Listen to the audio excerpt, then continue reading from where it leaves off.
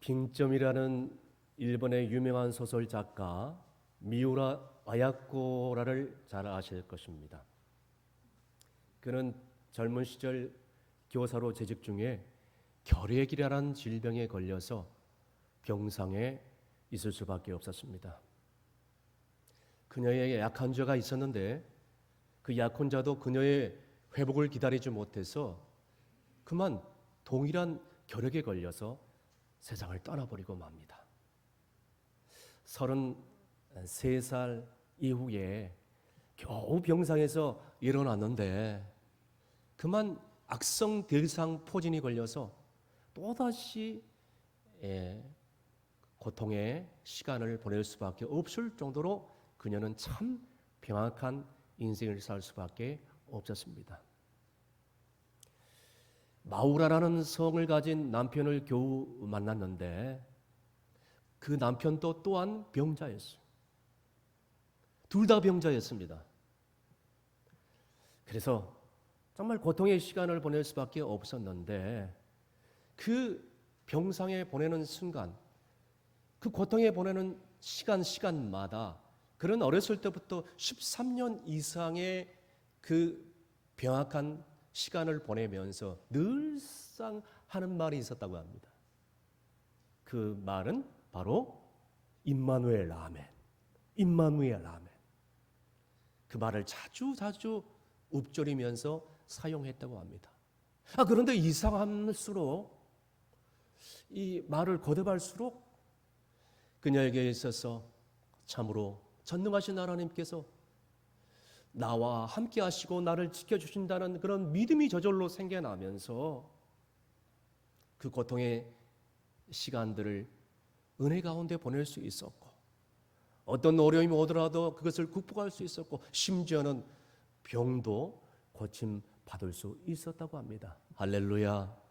사랑하는 성도 여러분, 오늘 이 미우라 야유코처럼 우리도 고통의 시간들이 올 때에 임마누엘 아멘, 임마누엘 아멘 정말 진실로 믿음으로 고백할 수만 있다면 이런 놀라운 기적을 우리가 체험할 수 있지 않겠어요? 그런 의미에서 우리가 이 아침에 한번 진심으로 고백하기를 원합니다. 저를 따라해 주시겠습니다. 임마누엘 아멘, 임마누엘 아멘. 여러분 이 말씀 믿습니까? 여러분 이 말씀 오늘 우리 가운데 주시는 귀한 주님의 세미한 음성인 거예요. 그래서 오늘 본문에도 하나님께서는 1절, 2절에 하나님께서 뭐라고 말씀하시느냐? 다 함께 큰 소리 읽습니다. 내 아들아 나의 법을 잊어버리지 말고 내 마음으로 나의 명령을 지키라. 그리하면 그것이 내가 장수하여 많은 애를 누리게 하며 평강을 더하게 하리라. 아멘. 하나님의 그 명령과 하나님의 그 말씀을 평생 잊지 않고 따라간다면 그 성도에게 은혜를 주시고 복을 주신다는 그런 말씀이 있는 것입니다. 사랑하는 성도 여러분, 오늘 이 말씀을 우리가 기억할 수만 있다면 어떤 시험도 우리가 이겨낼 수 있지 않겠어요? 잠깐 동안 악인의 형통과 평강으로 인해서 수많은 사람들이 어리둥절하고 좌절에 빠집니다. 그러나 이 지혜를 아는 사람은요 절대로 좌절하지 않고 실망에 빠지지 않습니다. 악인의 형통과 번성에 흔들리지 않고 주님만을 바라보면서 가장 힘들고 어려울수록 하나님의 그 말씀과 명령을 신실하게 지키려고 노력하면서 살아간다는 뜻입니다. 그렇다면 구체적으로 어떻게 하면 우리가 행복한 신앙생활을 할 수 있을 것인지, 하나님께서 오늘 우리에게 원하시는 소원이 무엇인지 오늘 이 말씀을 통하여 정말 우리가 상고하며 주님의 그 세미한 음성을 들을 수 있기를 원합니다. 첫 번째는요, 마음을 다하여 여호와를 신뢰하라는 것입니다. 5절 말씀 다 함께 읽습니다. 너는 마음을 다하여 여호와를 신뢰하고 내 명령을 의지하지 말라. 아멘. 여러분 여기서 신뢰한다는 뜻은 뭡니까? 의지하고 맡기는 거예요.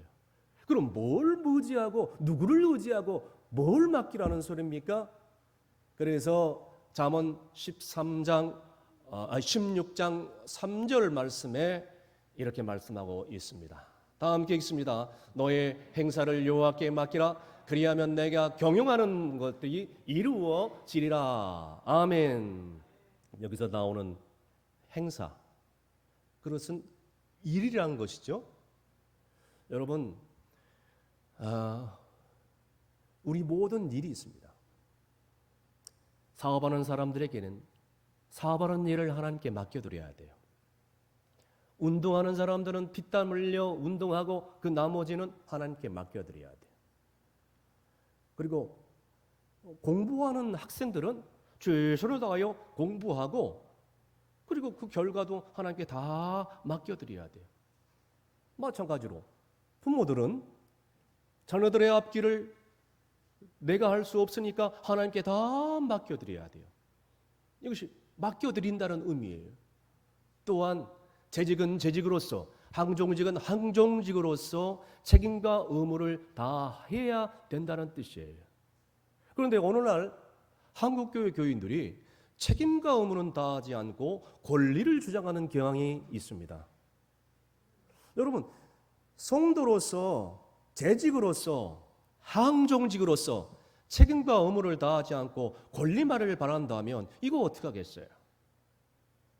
하나님이 기뻐하지 않습니다. 잘못된 생각일 수가 있어요. 이와 같이 내가 부모로서, 성도로서, 직분자로서 하나님 앞에서, 사람 앞에서 정말 최선을 다하여 모든 일을 다 맡기면서 하나님께 행하며 순종하며 나갈 때 그 성도에게 분명하게 하나님의 놀라운 복과 은혜를 주신 줄로 믿으시길 바랍니다. 그래서 시편 37편 5절 말씀에 이렇게 기록되고 있습니다. 다 함께 큰 소리로 읽습니다. 내 길을 여호와께 맡기라. 그를 의지하면 그가 이루시고. 아멘. 요즘 교통이 얼마나 발달됐습니까? 의학도 발달되고 과학도 발달되고. 그런데 교통이 발달하면 발달할수록 사고가 무수히 예측 못할 사고가 빈번하게 일어나는 세상에 우리가 살고 있습니다. 잘 나가던 버스가 앞에 차를 들이받아요. 그리고 잘 하늘을 날던 비행기가 한순간에 이유 없는 그런 원인으로 추락하고 맙니다. 바다 위를 잘 달리던 배가 세상에 침몰하고 마는 거예요. 오늘날 우리가 사는 세상은 이렇게 사고가 많은 그런 세상에 우리가 살고 있습니다. 우리가 아무리 조심해도 하나님께서 우리를 운동자같이 지켜 보여주시지 않는다면 우리의 안전을 보장받을 수 없는 세상에 우리는 살고 있다는 거예요.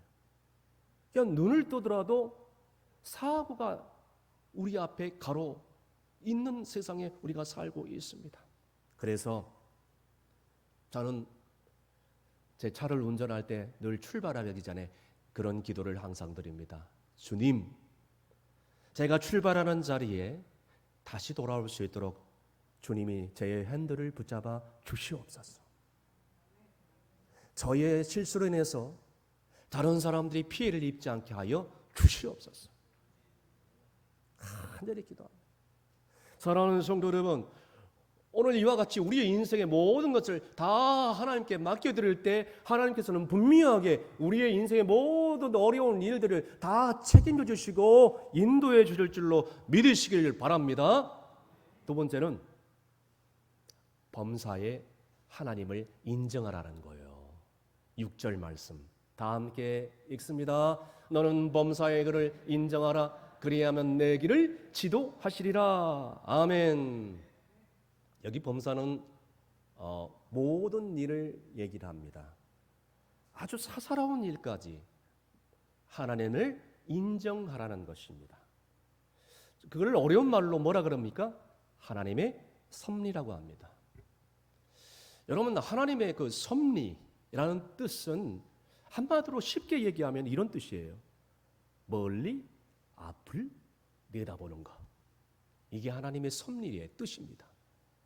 다시 쉽게 말씀드려서 우리의 실패를 통해서 하나님께서 나를 연단하고자 하는 그 뜻을 빨리 헤아리고 주님의 뜻을 인정하고 그것에 대해서 받아들이고 수긍하라는 뜻이에요. 여러분, 예를 들자면 사업하시는 분들이 사업에 실패를 했단 말이에요. 어느 날 갑자기 건강에 이상이 생겨서 병원에 입원하게 됐단 말이에요. 어느 날 갑자기 사랑하는 사람이 내 곁을 떠나갔단 말이에요. 그때 얼마나 좌절하고 고통스럽습니까? 그러나 이런 좌절과 실패의 고통의 시간을 통해서 나를 하나님께서 어떻게 연단하시고자 하는 그 섭리, 그 사랑, 그러니까 실패한 현실만 그것을 쳐다보지 말고 그것을 통해서 나를 단련하고자 실패를 주고 좌절을 주고 고통을 주고, 그래서 그것을 인정하는 것, 모든 일에 인정하는 것, 그것이야말로 하나님의 섭리를 잘 이해하는 성도의 자세인 줄로 믿습니다. 그러므로 사랑하는 성도 여러분, 지금까지 어떻게 살아왔는지를 모르겠지만 이제부터라도 내 생각과 내 계획과 내 경험과 내 능력을 다 내려놓고 주님을 의지하며 주님을 인정하며 주님만 바라보라는 거예요. 그래서 모든 일에 하나님을 인정할 때 하나님께서 우리의 범사를 다 책임져 주시고 이제는 우리는 복된 신앙생활을 할 수 있음을 믿는 충성교회 교회들이 다 되시기를 주의 이름으로 축원합니다. 세 번째로는 여호와를 경외하며 악을 떠나라는 것이에요. 7절 말씀 다 함께 읽습니다. 스스로 지혜롭게 여기지 말지어다. 여호와를 경외하며 악을 떠날지어다. 아멘. 여러분, 하나님을 두려워하는 성도들은 언제라도, 하나님을 경외하는 성도들은 하나님 말씀 앞에 엎드려 주의 명령을 지키고 어떠한 악의 모양이라고 버리는 것이에요. 그래서 사도 바울은 악의 모양, 악의 그 근처도 가지 마라. 그래서 그래야 놀라운 하나님의 은혜와 복을 누릴 수 있다라고 얘기를 하는 것입니다. 여러분, 우리가 잘 알다시피 우상을 섬기는 자는 하나님이 싫어하십니다. 우상을 섬기는 자가 끝까지 잘 될 이유가 하나도 없어요. 저는 그런 사람 한 번도 지금까지 살아오면서 본 적이 없습니다. 여러분, 주일 성소 다 할 필요 없어요. 주일날 지인들하고 비즈니스 때문에 낚시도 갈 수 있잖아요. 주일날 쉬는 날인데 가족들하고 놀러 가는 거 좋은 일이잖아요. 여러분, 11조 다 할 필요가 없어요. 아니, 먹고 살기도 힘든데 하나님께 11조 다 드렸다간 나는 뭐 먹고 삽니까? 전도할 필요 없어요.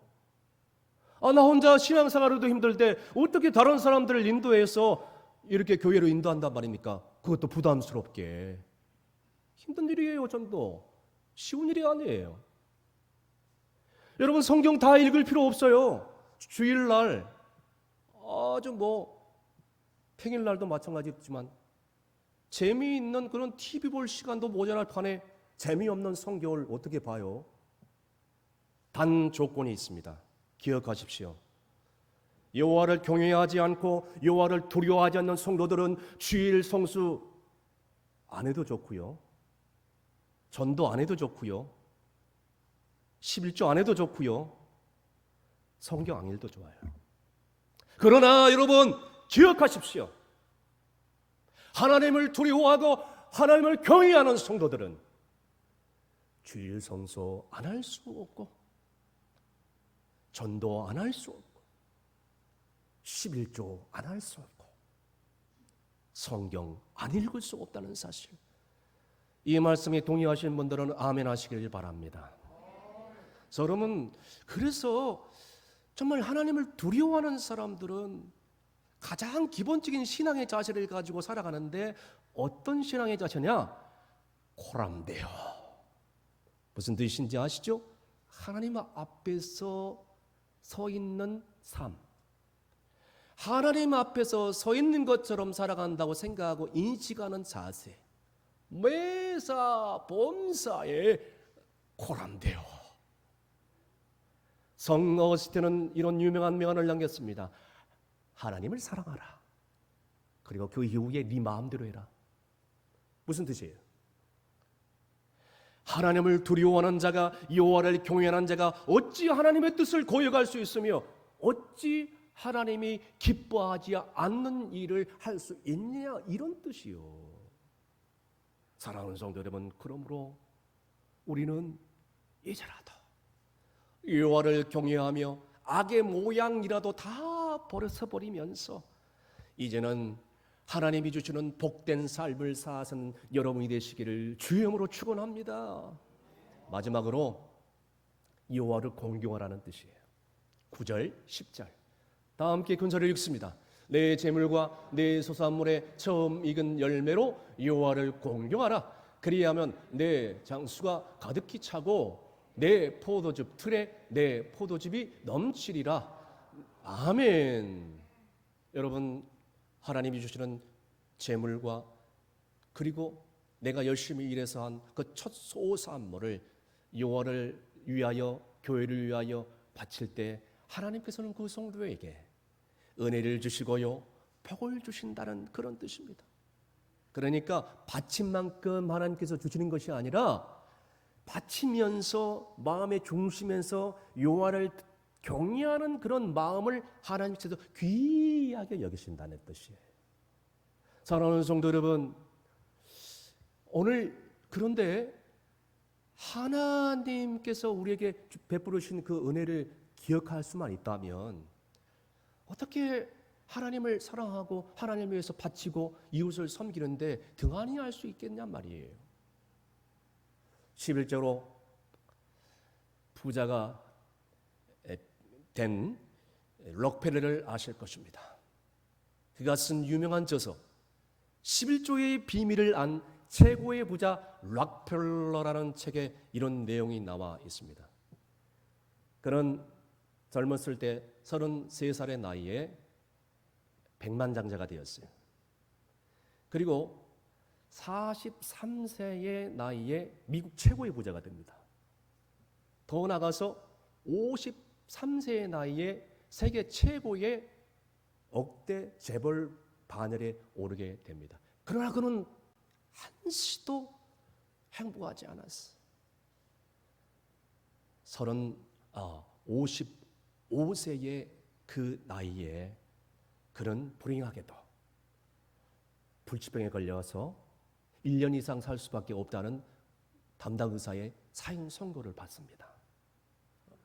좌절의 시간들을 보내면서 어느 날 병실을 오고 가고 하는데 병실 로비에 있는 액자가 눈에 들어오는 거예요. 그 액자 안에 실려 있는 내용이 눈에 들어오는데 그 액자 안에는 이렇게 적혀져 있습니다. 주는 것이 받는 것보다 복되도다. 사도행전 20장 35절 말씀. 그 글이 눈에 들어오는 순간 그 온몸이 전율이 흐르기 시작했고, 그리고 지금까지 흘리지 못했던 그 뜨거운 눈물이 그의 눈에서 흘러나오기 시작했어. 헛살았구나. 그러면서 이제는 눈물을 흘리기 시작하면서 잠시 눈을 감고 지난날의 삶을 회고하기 시작하는데, 그는 지금까지 살아오면서 정말로 남을 베풀기는커녕 남의 것을 착취하고 남에게 상처를 주었던 일들 주마등처럼 지나가는데 그것을 떠올리면서 뜨거운 그런 눈물을 흘리면서 뉘우치기 시작했고 회개의 시간을 갖기 시작했습니다. 그러던 어느 날이었어요. 병원이 시끄러지기 시작했습니다. 자세히 가서 이제 무슨 상황인가 쳐다보는데 남루한 차림의 한 여인이 자기 딸의 병을 치료하기 위해서 병원에 이제 입원시키고 치료받기를 원하는데 이 병원비가 없는 거예요. 병원에서는 병원비를 주지 않으면 치료받을 수 없다고 단호하게 거절하고 쫓아내는 그런 상황입니다. 너무나도 안타까운 그런 상황을 쳐다보던 이 락펠러가 은밀하게 아무도 모르게 비서를 시켜가지고 그 여인의 딸의 병원비를 지불해 줍니다. 얼마 안 있어서 그 소녀가 이제는 치료를 받고 건강을 회복하여서 병원을 퇴원하는 것을 바라보면서 이 락펠러가 너무너무 기뻐하는 거예요. 그러면서 그는 이렇게 고백을 했다고 합니다. 나는 지금까지 평생 살아오면서 이렇게 행복한 순간은 없었다라고 그의 저서에 기록을 하고 있습니다. 그러면서 이제는 지금까지 하지 못했던 그런 선한 삶을 살기 시작하는데 나누고 베푸는 삶에 실천하는데 세상에 놀라운 일들이 일어납니다.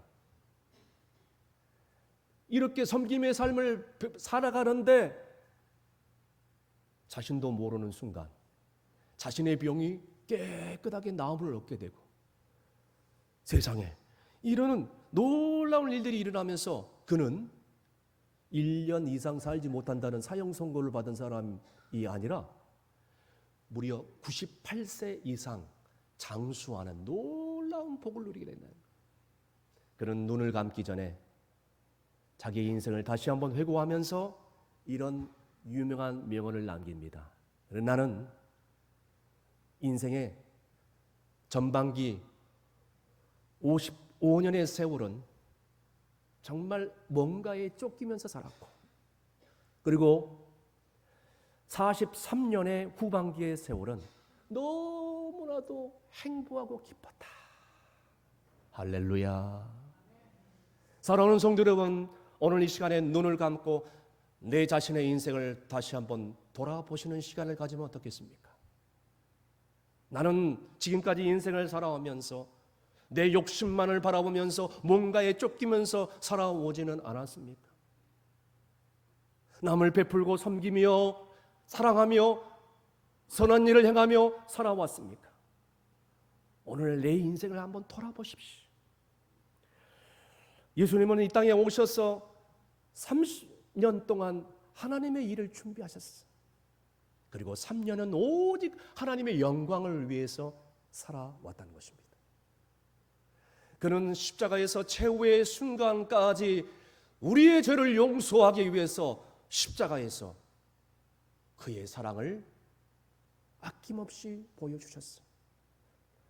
아낌없이 보여주는 사랑의 본보기가 친히 되어 주신 것입니다. 사랑하는 성도 여러분, 내가 가진 것, 내가 땀 흘려 번 돈, 하나님을 위해서, 교회를 위해서 이웃을 섬기는데 내어놓는다는 거 쉽지 않습니다. 왜냐하면 내가 고생해서 그것을 갖고 소유했기 때문이라고 생각하기 때문입니다. 그런데 여러분 기억하십시오. 성경을 들여다보면 내 소유라고 생각하는 것 단 0도 없습니다. 하나도 없어요. 그저 해가러 왔다가 해가러 가는 인생이에요. 여러분 사랑하는 성도 여러분, 우리는 이제는 내가 소유하는 모든 것들 하나님으로부터 왔기 때문에 이제는 내 것이 아니라고 생각한다고 생각할 수 있다는 거예요. 하나님께서는 이 세상에 사는 날 동안 잠시 그것을 가지고 충성하고 헌신하고 하나님의 영광을 돌리고 이웃을 사랑하고 하고 그것을 잠깐 동안 우리에게 맡겨 주었다는 것에 불과할 뿐이라는 것입니다. 어느 날 우리 주님이 갑자기 우리를 부르셔서 우리에게 이런 질문을 하실 것입니다. 사랑하는 종아, 내가 너에게 맡겨준 그것으로 너는 어떤 충성을 다했느냐? 사랑하는 종아, 내가 너에게 맡겨준 것으로 너는 어떤 충성을 다했느냐?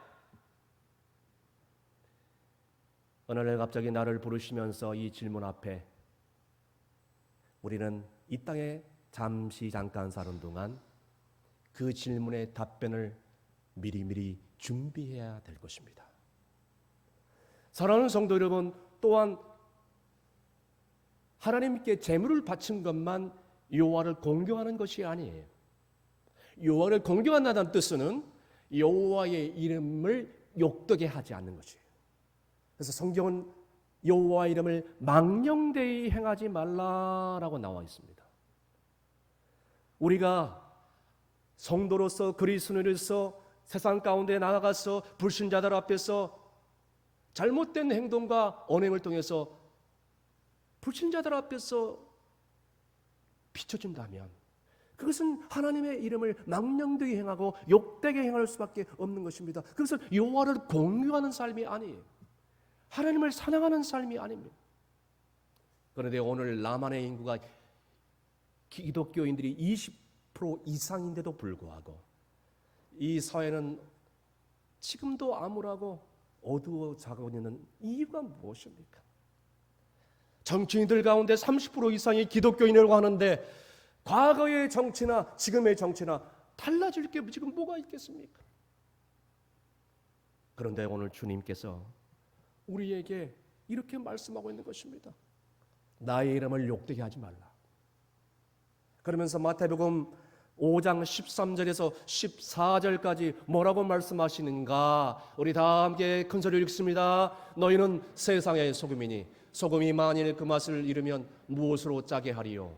후에는 아무 쓸데없어 다만 밖에 버려져 사람에게 밟힐 뿐이라. 너희는 세상의 빛이라. 산 위에 있는 동네가 숨기지 못할 것이요. 아멘.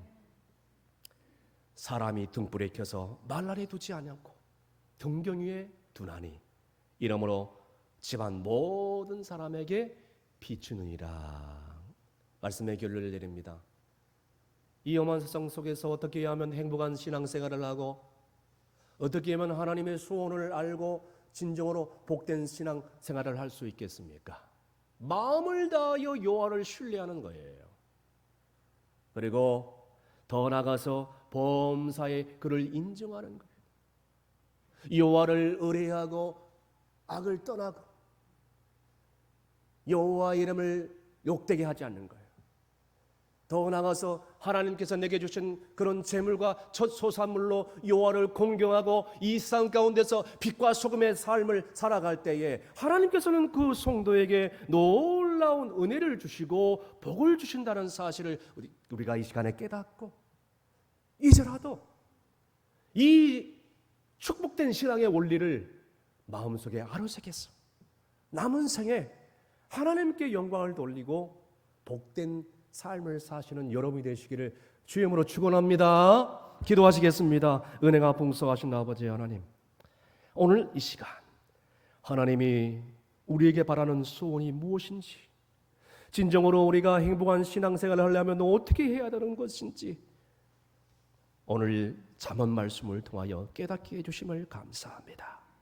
이 험한 세상 가운데서 지금까지는 내 욕심대로 살아왔을지라도 이제라도 하나님의 지혜를 구하고 주님만을 의지하고 하나님만 경외하며 주님이 주시는 사명을 잘 감당하는 하나님의 거룩한 성도들 되게 하여 주시옵소서. 그래서 항상 주님 앞에 나 자신을 겸손하게 낮추고 거룩하고 정결한 삶을 살게 해주시고 하나님이 주신 것, 하나님으로부터 온 것, 첫 소산물, 첫 열매를 주님께 올려드리며 하나님을 공경하고 더 나아가서 아버지 하나님 이 어두워진 세상 가운데서 소금과 빛의 사명을 감당하며 나아갈 때 하나님께서는 마침내 우리에게 놀라운 하나님의 은혜와 복들을 물붓듯이 부어주실 줄로 믿사오며 예수님의 이름으로 기도합나이다. 아멘.